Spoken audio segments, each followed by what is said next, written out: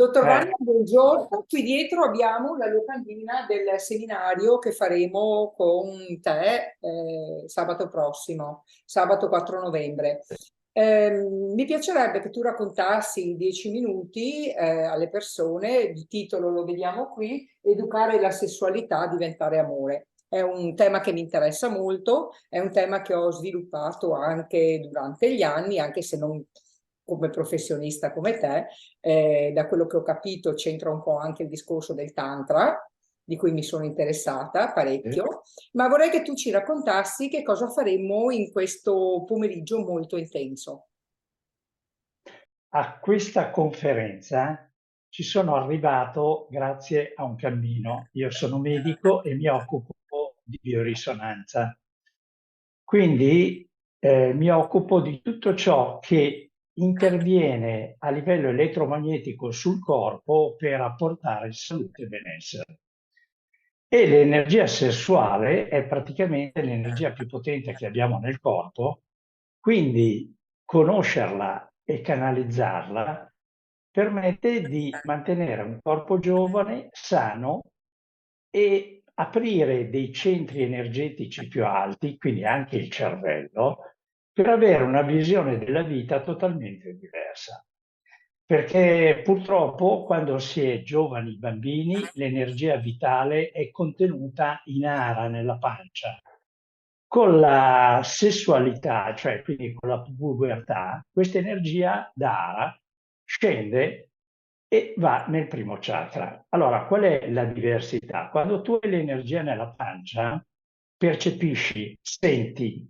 Quando va nei genitali, ti separi e quindi la valutazione della relazione è sempre in funzione, io sono maschio, tu sei donna e viceversa.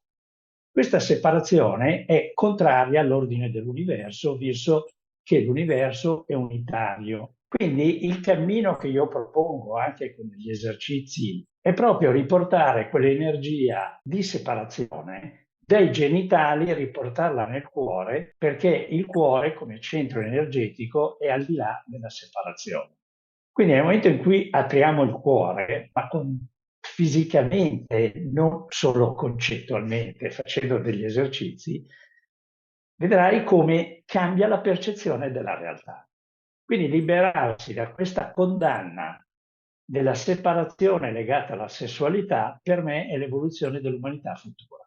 Perché l'umanità farà un salto quantico nel momento in cui la sessualità diventerà amore e l'amore non è più un amore interrelazionale, ma è un amore universale.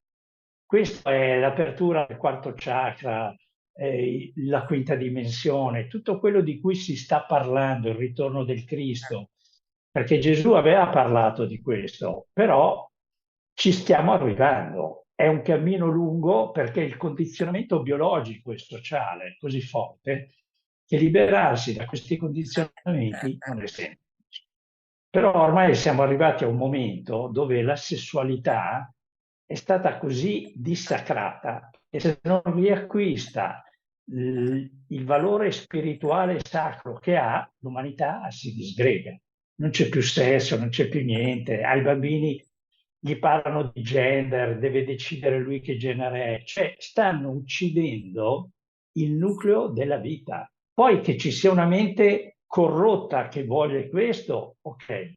Però diciamo che una possibilità è quello di riscoprire la sacralità di questa energia vitale. Poi noi le abbiamo dato il termine sesso, ma di sesso non c'entra niente, è una manifestazione, è la vita nel corpo che bisogna riscoprire e che va nel cuore. Il cuore, quando è pieno, ti dà gioia, ti dà vita, ti dà voglia di condividere ed è l'energia che dobbiamo scoprire. Quindi questo seminario è un cammino di consapevolezza attraverso anche visioni di pezzi di film per capire il condizionamento e comprendere come indirizzare l'energia. Siccome l'energia segue la consapevolezza, se non sai, non puoi fare.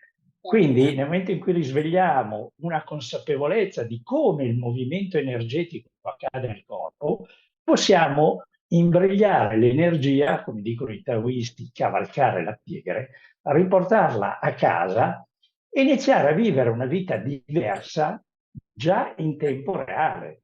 Sia che sei in coppia, che non sei in coppia, non è necessario. Diciamo, per le coppie possono scoprire una marcia in più e condividere un amore diverso. Ma chi non è in coppia va ad attingere questa energia, la porta nel cuore e ringiovanisce. Cioè, io lo so per esperienza, io ho 71 anni, sono ringiovanito tantissimo. Ok, ok. Questo è un po' il messaggio. Ok, sgombriamo il campo da qualsiasi dubbio. Dunque, questo pomeriggio sarà un pomeriggio molto molto intenso perché abbiamo cercato di concentrare una giornata in un pomeriggio pieno. Gli esercizi che ci insegnerà e le cose che ci sarà non saranno fonte di imbarazzo per nessuno, corretto?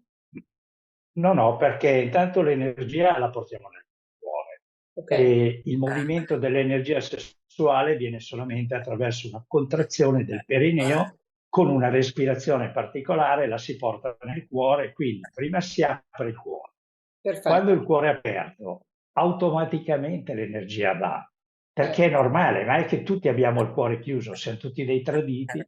mhm. Quindi parlare di cuore quando hai detto un tradimento è strano, ma tu vedrai che nel momento in cui facciamo degli esercizi per aprire il cuore si crea una gioia di gruppo che siamo già tutti fratelli, e cioè si crea un'intimità naturale, come accade nei bambini. I bambini non si conoscono, ma siccome hanno il cuore aperto perché hanno il timo sviluppato, loro si vedono e fanno amicizia, diventano naturali e Certo. così potremo recuperare anche noi questa spontaneità.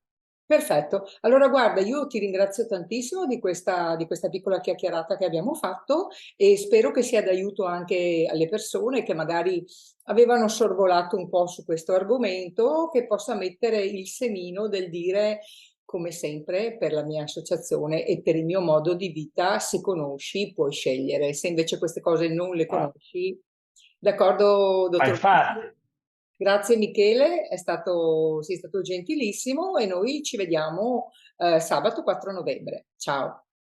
grazie Francesca.